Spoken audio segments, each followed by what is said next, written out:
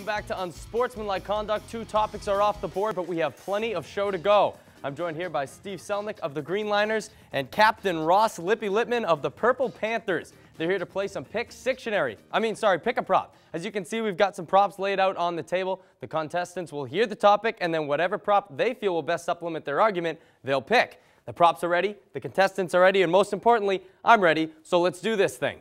Guys, the last thing that you want to do during baseball spring training is to get hurt. Nobody wants to be sitting on the bench before the season even starts. Still, each year we see a handful of athletes put it all out on the practice field and pay the price. Tell me, guys, who has had the worst injury so far in spring training? Steve, we're going to start with you. You've got choice of prop. What's it going to be? Oh, you got it, Ben. I'm going to go right here with the remembering you in thought and prayer, because I am fondly remembering and right now praying for Chase Utley of the Philadelphia Phillies. That man cannot keep it together. Chase, I remember the golden days. I remember you back in 2008 knocking over 30 balls out of the park, taking it to the Yankees in the World Series in 2009. Where did it go? Listen, your knee can't hurt for that long, so I'm going to be praying that it gets better, and I'll remember you for a long time until you go away for good.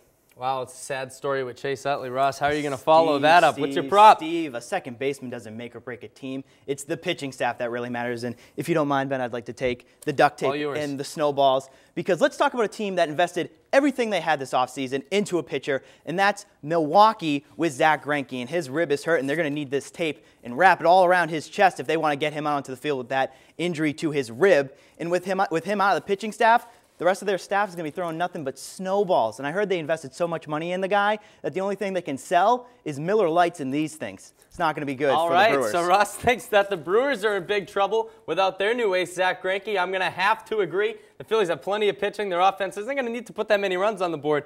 Brewers, not so much. So they're going to need Greinke. Points going to go to Ross Lippman and the Purple Panthers. Guys, let's switch gears here and take a look at the NFL.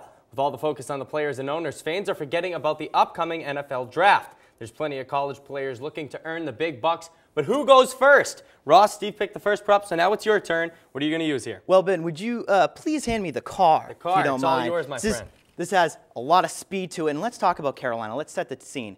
They already drafted Jimmy Clausen last season, so why would they take Blaine Gabbert? He's the copycat of the guy. And then Cam Newton, he's going to be the next Tim Tebow. Forget about him. Let's talk about somebody that has both size and speed. His name is Nick Fairley, and he played with Cam Newton over at Auburn, and he's got the size of a lineman and the speed that goes along with it, very reminiscent of Julius Peppers. Look at great teams with defensive tackles. B.J. Raji with the Packers, Vince Wilfork with the Patriots. You need to have a great defensive tackle, and Nick Fairley will deliver. Okay, so Ross takes the car in terms of a defensive lineman. Steve, how are you going to respond to that? All right, well, toss me the Da Vinci Code right up here, because my man needs to start looking up on plots and now to research and be intelligent about what he picks, because you can't drive that car without the guy at the wheel to drive it. That is why I'm going to go with the dark horse. You guys need to take Cam Newton in the first round. You say that he's going to, you're going to say he's just like a Tim Tebow. Listen, quarterbacks like Aaron Rodgers, Michael Vick, and Josh Freeman can prove that they can run around the field and toss the ball. All right. Cam Newton's going to be the guy to bring Carolina back, because you need the points as good as your defense is. Ross thinks it's going to be the defense. Steve thinks it's going to be the offense. We're going back and forth. This one's coming over to Steve. I think Cam Newton's the real deal, guys. He's catching a lot of heat, but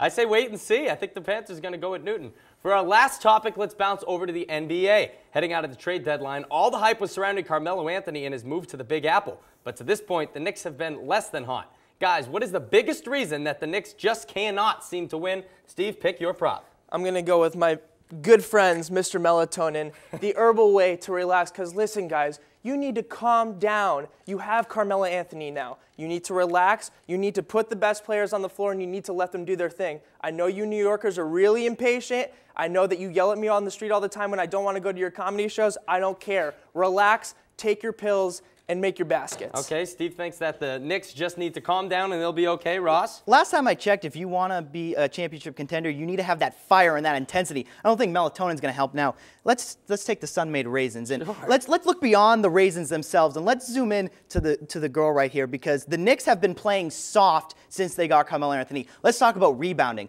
Before they had Carmelo Anthony, in January, they actually had 11 rebounds offensively and 31 rebounds on average in the month. Let's go to March. 9 rebounds offensively, 27 rebounds defensively. They are playing soft on the inside. Anthony, step your game up, the entire team, especially Amari Stoudemire. Where'd you go? You can't depend on him all your own. Got to step up. Pretty creative arguments, guys. This time I'm going to have to swing it back over here to the Purple Panthers. And Ross, it's all about the rebounding. We kind of know that Melo's not the strongest rebounder out there, but that's what it takes to win a championship. We saw it burn the Celtics last year. That's going to wrap up Pick a Prop. Ross had the slight edge in this one, but we've got 4 anxious panelists waiting to get back on the air. We're heading back to the Diamond when UC returns.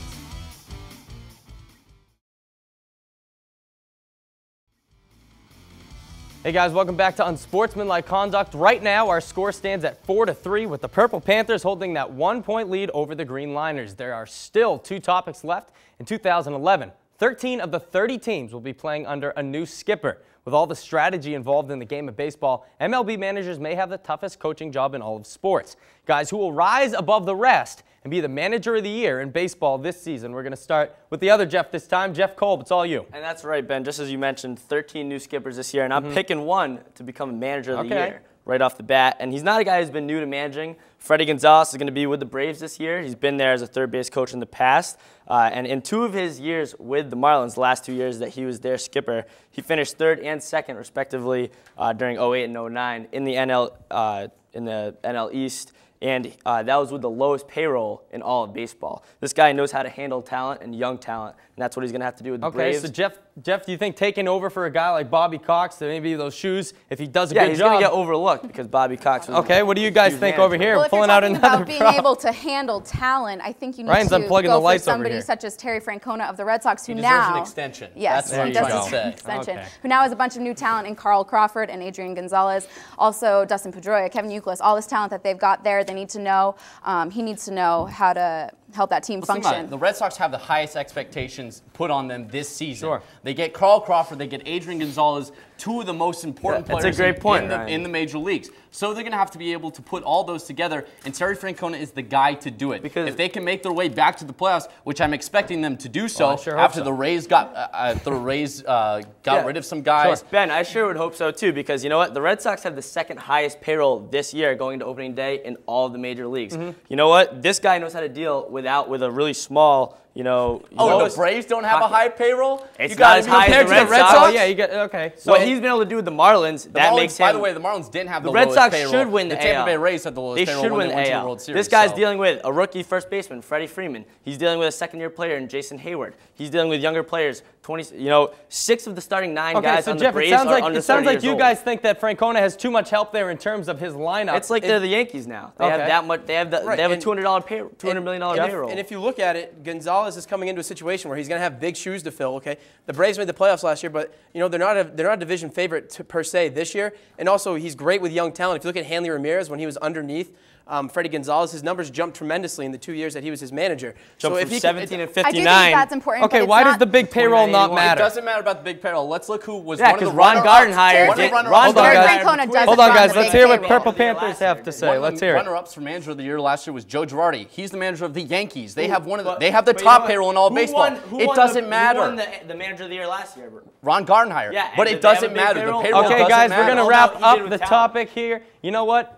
You guys are talking about the Red Sox with the payroll too big. I personally think both of these guys are going to end up winning their respective Manager of the Year awards, but I think having a worse lineup makes it a little bit more impressive, not to mention trying to fill the shoes of a guy like Bobby Cox. Come on, it's Bobby Cox. Point's going to come over here to the Green Liners, so we are going to expand that tight game even more. 5-4 is now your score. Hey, it's coming down to the last topic, which starts right now.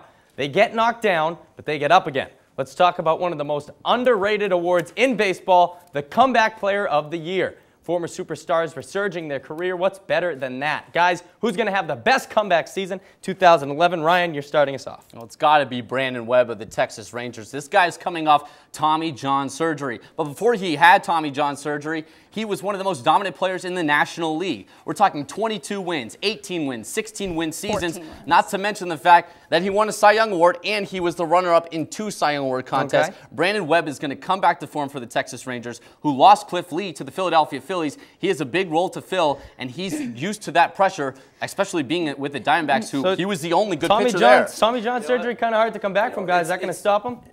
I think that Brandon Webb, is a solid candidate, but if you also look at it, Brandon Webb put up those numbers numbers in the National League West. No offense to your Giants, Ryan, are one of the most anemic offensive divisions in all of baseball. Not to mention his stuff has not been seen to look as good so far this spring. Right, and I think the guy you have to look at to be the AL Comeback Player of the Year is going to be Jacoby Ellsbury of the Boston Red Sox. Last year, only played in 18 games due to injuries, but in 2009, he swiped 70 bags, which is a Red Sox team record, and he also got 626 at-bats in 2009 with 188 hits. With him at the top of the lineup and just running wild with Carl Crawford, Dustin Pedroia, Kevin Youkilis, and Adrian Gonzalez behind him, it's going to be tough for him not to score over 100 runs this year. Exactly. Leading off, Ben, Jacoby Ellsbury's batting average went up from 2008 when it was 272 to 300 in 2009. Only expect that to go up with this strong lineup. As Jeff said, he's only going to have more support and get more at-bats. He's going to have 200 hits this year. He might be the comeback player of the year. All right, guys, Jacoby coming back from an injury too, or his ribs going to act up again? What's going to stop Jacoby from taking this award? Definitely, the ribs can act up. Tommy John surgery, if you come off Tommy John surgery, it's been proven. Francisco Liriano, he was the comeback player of the year. Oh, wait, did he have Tommy John surgery? Pretty sure he did. It can happen. It can definitely happen, Ryan, but you might never pitch the same way again. Look at it. If you also look at it, only 1 in 7 players that come back from Tommy John are actual success stories. Yeah, he might be able to throw the ball a little bit harder, but his durability might not last out for 35 starts over the year. Back. I think that the Rangers are going to take good care of their pitchers. They really like taking care of their pitchers. If you also look at Texas, Nolan Ryan has said that he does not want to keep pitchers on a pitch count. Okay. So if they ride out Brandon Webb too hard at the beginning of the year, especially, he was averaging 232 innings a year. You guys think his arm's going to wear down? Courtney, let's hear what you have to say. You were just going to tell me something. I just said that the Rangers and Nolan Ryan, they really care about their pitchers, okay. And I think that that's something that they're going to pay attention to with him. And Brandon Webb has had a year and a half to especially down there in Texas too, Ben. It's not like where it's hot. He's going to give up home run balls if that sinker's not working as well. So it's one of the best hitters ballparks in America. You want to talk about home runs? All right, guys. This one's getting hot, and it just absolutely well should, because it's the last topic.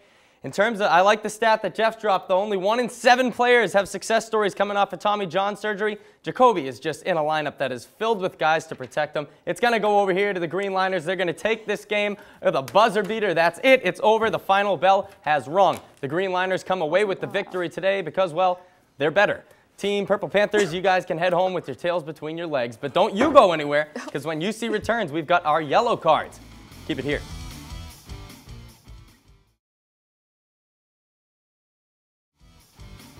All right, guys, the Green Liners are the champs today, and they deserve a little something. It's yellow card time, baby. Let's see what our winners have to say. We're going to start with Jeff Lopes. You guys came out on top. Jeff, you get to blow off some steam. Let's hear it.